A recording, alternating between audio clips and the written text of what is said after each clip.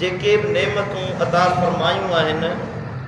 उन्हनि सभिनी मां वॾे में वॾी नेमत आहे जो असांखे अल्लाह ताला आख़िर ज़मान नबी सय्यदुल मुरसलीन सल्लल्लाहु तआला अलैहि वसल्लम जो उम्मती बनायो आहे। असांजो नबी सभिनी नबियनि में निराले शान वारो आहे, हरनी नबियनि में बेमिसाल बाकमाल शान इज़्ज़त अज़मत वारो को आहे तो तुझो मुझो दिलबर नबी मोहम्मद मुस्तफ़ा करीम सल्लल्लाहु अलैहि वसल्लम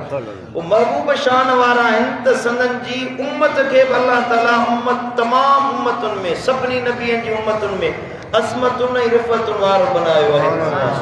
अल्लाह जा इन ॻाल्हि ते शुक्र जेतिरा बि अदा कयूं से घटि आहे। तव्हां हर नेमत जो शुक्रियो अदा कंदा आहियो, अबो अम्मा औलाद रिज़्क़ इज़्ज़त माल सेहत इहा अल्लाह जी नेमत आहे, इन ते शुक्र अदा कंदा आहियूं, सभई शुक्र अदा कंदा आहियूं अल्हम्दुलिल्लाह। पर इन्हनि सभिनी नेमतुनि में वॾे में वॾी नेमत इहा आहे जो असां मुस्तफ़ा करीम जा उम्मती आहियूं। हबीबन करीम सल्लल्लाहु अलैहि वसल्लम फरमायो नहनुल आखिरून अल अव्वलून यौमल क़ियामत,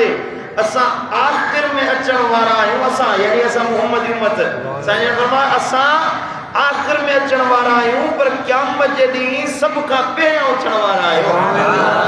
सभु नबी पोइ ईंदा पर असां सभिनी खां अॻु में ईंदासीं।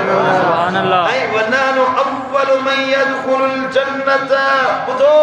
जो सभ खां पहिरियां जन्नत में बि असां गॾिजी जन्नत में वेंदासीं। ईसा रूहुल्लाह नूह नजीबुल्लाह मूसा कलीमुल्लाह हरनी नबी जी उम्मतूं पोइ ते हूंदियूं पर सभिनी खां पहिरियां जन्नत में दाख़िल थियण वारा असां उम्मत मुहम्मदिया हूंदासीं। साईं जन फरमायो नहनु आखिरुल उम्म, उम्मतुनि में असां सभ खां आख़िरी उम्मत आहियूं। व अव्वलु मन युहासबु, ऐं हिसाब किताब जे वक़्त में असां सभिनी खां पहिरियां असां खां शुरूआत कई वेंदी। युकालु ऐनल उम्मतुल उम्मियतु व नबियुहा, उहा उम्मत उम्मत किथे आहे ऐं उन्हनि जो आख़िरी नबी किथे आहे? सॾु थींदो, पढ़ो थींदो, हिसाब किताब जे टाइम ते सॾु थींदो। अवल उहे अचनि जेके मुस्तफ़ा करीम ते कलमे पढ़ण वारा आहिनि ऐं मदीने वारे साईं ते ईमान आणण वारा आहिनि। साईं जन फरमायो मां ऐं मुंहिंजी उम्मत गॾु अल्लाह जे साम्हूं पेश थींदासीं। नहनुल आखिरून अल अव्वलून, पोइ असां आख़िरी बि असां आहियूं, पहिरियां बि असां आहियूं। साईं जन फरमायो त आख़िरी उम्मत बि असां आहियूं पर पहिरियां बि असां आहियूं। क़यामत जे ॾींहुं पहिरियां असां हूंदासीं। नुकमिलु यौमल क़ियामत सबईन उम्मतन नहनु आखिरुहा व खैरुहा, हबीबन करीमन फरमायो असां क़यामत जे ॾिहाड़े 70 उम्मतुनि खे मुकम्मल कंदासीं। 70 उम्मतूं हिकिड़े पासे पर असां सभिनी जो शान तादाद मक़ाम सभिनी खां मथे हूंदो। ऐं साईं फरमायो असां नहनु आखिरुहा व खैरुहा, अगरचे असां आख़िर आहियूं पर हरनी उम्मतुनि में असां सभ खां भला आहियूं। सुभान अल्लाह, सुभान अल्लाह। हिकिड़े भेरे साईं करीम सल्लल्लाहु अलैहि वसल्लम हज़रत सैयदना इब्राहिम अलैहिस्सलाम जे बारे में कुरान जी आयत मुबारक पढ़ी, तवज्जो जो आयत मुबारक सैयदना इब्राहिम अलैहिस्सलाम दुआ पे गुरी रब्बे इन्नहुन्न अदलल्न कसीरम मिनन नास फमन तबिअनी फइन्नहु मिन्नी वमन असानी फइन्नका गफूरुर रहीम। हज़रत इब्राहिम पे दुआ घुरे मुंहिंजा पालनहार मुंहिंजा परवरदिगार इन पुतनि माण्हुनि खे ॾाढो गुमराह कयो आहे, माण्हू शिरक में पइजी विया, बुत परस्ती में पइजी विया। पोइ मुंहिंजा मौला फमन तबिअनी फइन्नहु मिन्नी, जिन मुंहिंजी पैरवी कई फर्मा बरदारी कई उहे मुंहिंजा आहिनि, तूं उन्हनि खे बख़्शे माफ़ कर। फइन्नका गफूरुर रहीम, तूं बख़्शणहार आहीं, तूं बाज़ारो आहीं। साईं जन इहा आयत मुबारक पढ़ी वरी साईं जन हज़रत ईसा रूहुल्लाह जो वाक़ियो बयानु कयो। क़यामत जे ॾिहाड़े ईसा रूहुल्लाह खां अल्लाह ताला पुछा कंदो ईसा तो चयो हिननि खे त मूं अल्लाह खे छॾे तोखे पंहिंजो इलाह मञनि। हज़रत ईसा रूहुल्लाह अल्लाह ताला खे चवंदो मुंहिंजा मौला मूं त हिननि खे तुंहिंजो तौहीद सेखारी हुई, इबादानियत सेखारी। ईसा चवंदो इन तुअज़्ज़िबहुम फइन्नहुम इबादुक व इन तग़फिर लहुम फइन्नका अंतल अज़ीज़ुल हकीम। हे मुंहिंजा करीम रब, जेकॾहिं तूं हिननि खे अज़ाब कंदे त तूं बेशक तुंहिंजा बाना आहे, तुंहिंजा आहे, तुंहिंजा बाना आहे, तुंहिंजी मर्ज़ी आहे, जीअं वणे उहे करे। जे बख़्शीन त तूं बख़्शणहार आहीं, अल्लाह ते छॾे ॾींदा। साईं जन ईअं फरमाए पोइ हथ मथे कयां, चओ सुभान अल्लाह।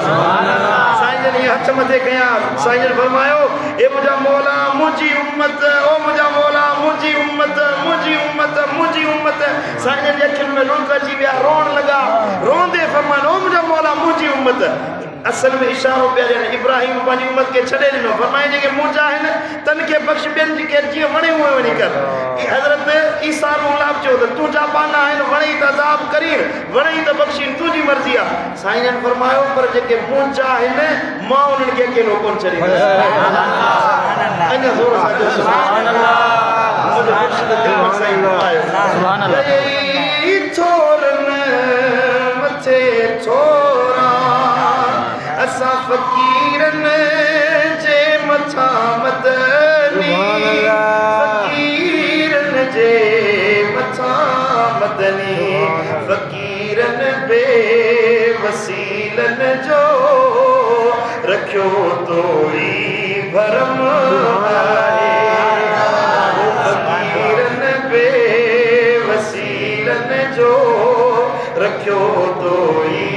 भरम आहे मिठा माखीअ ऐं मिसरीअ खां मिठो तुंहिंजो इस्म आहे सुभान अल्लाह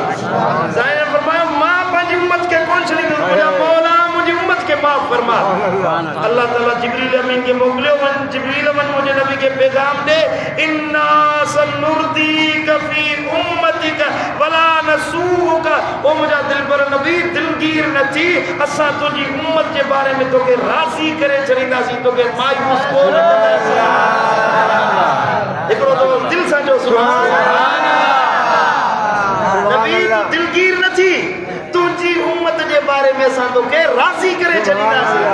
वला नसूक ओ मुंहिंजा महबूब तोखे मायूस कोन कंदासीं जो तुंहिंजी उम्मत अज़ाबनि में पवे तूं साम्हूं बीठो ॾिसी असां तोखे मायूस कोन कंदासीं जिते तूं हूंदे तुंहिंजी उम्मत वारी मस्जिद में वेहण वारो मुंहिंजा पिरी प्यारो मुंहिंजा भाइरो मुंहिंजे मुर्शिद जे आस्थाने ते अचण वारो ॿुधायो इन खां वधीक ॿी कहिड़ी नेमत खपे जो अल्लाह थो फरमाए जेके महबूब जा आहिनि तन खे मौला रमज़ान जो महीनो शुक्र अदायगी जो महीनो आहे इन नेमत ते जेतिरो शुक्र अदा कयो सो घटि आहे वेंदा कयो न जेको फारिग टाइम मिले उन ते वेही शुक्र कयो मुंहिंजा मौला तुंहिंजा एहसान हुसैन जे नाने जो उम्मती बणायो नबी शान वारो उन नबी त दुआऊं ॾे उनजा बच्चा असांखे दुआऊं ॾियनि उनजो आल औलाद दुआऊं ॾे सॼी ज़िंदगी अम्मा जीजन फातिमत ज़हरा दुआऊं ॾींदी वई नबी जी घर वारी जीजन अम्मा ख़दीजत कुबरा दुआऊं ॾींदी वई हसन हुसैन दुआऊं ॾींदा वई केॾी वॾी नेमत आहे जो अल्लाह असांखे अहिड़नि हसीन महजबी सूरनि जे लड़ लॻायो आहे प्यारनि जे रहमतुनि भरियनि रहमत जे बेकर अज़ीज़नि जे क़रीबनि जे असांखे लड़ लॻायो आहे मुंहिंजा दोस्तो को अल्लाह जो शुक्र अदा कयो त मुंहिंजा मौला तुंहिंजा शुक्राना जो असांखे मुस्तफ़ा करीम जो उम्मती बनायो अल्लाह ताला का दुआ है अल्लाह ताला शाल मदीने वारे जी सच्ची मोहब्बत नसीब फरमाए ऐं जेको दीन ॾिनो अथई मरण वक़्त बि इहो कलमो ज़ुबान ते जारी हुजे अल्लाह ताला शाल असां सभिनी खे अमल जी तौफ़ीक़ अता फरमाए अल्लाहुम्मा सल्ली व सल्लिम व बारिक अला नबीना अल्लाहु आमीन अल्लाहु आमीन अल्लाहु आमीन अल्लाहुम्मा लकल हम्दु बिल इस्लाम अल्लाहु आमीन अल्लाहु आमीन